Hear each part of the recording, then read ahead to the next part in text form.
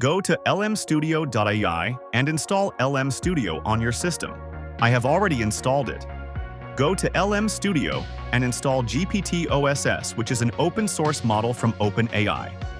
I have already installed it. Go to Developer and start the server.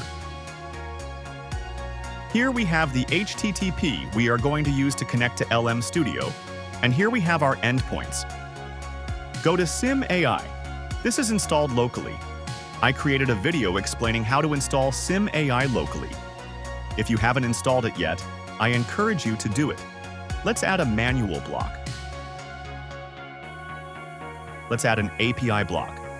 In the URL section, let's add this link. This URL is composed of this HTTP base plus our endpoint.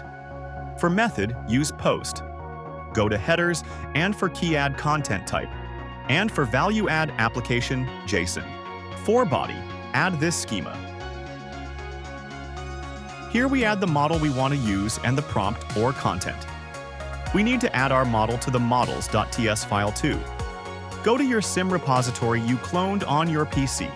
As a quick mention, if you cloned the Sim repository from GitHub recently, the .env.example file is now located in Sim, Apps, Sim App. And you can see it here. Go to the Sim root folder. Apps, Sim, Providers, and here is models.ts. Open it. Here, look for GPT. Go a little bit up until you get to provider definition.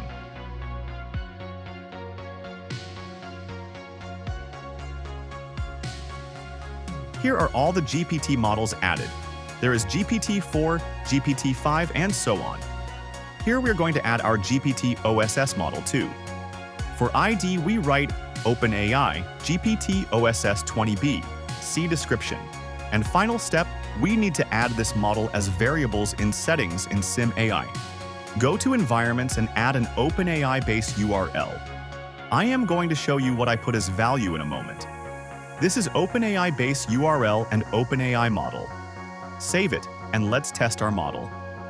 For the content I added, tell me a joke about AI. In the output, we can see that the model is OpenAI GPT OSS 20B.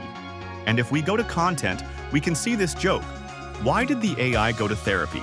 Because it has too many neural breakdowns. And that's all for today's video. Thanks for watching. If you enjoyed this video, please like, share, and subscribe.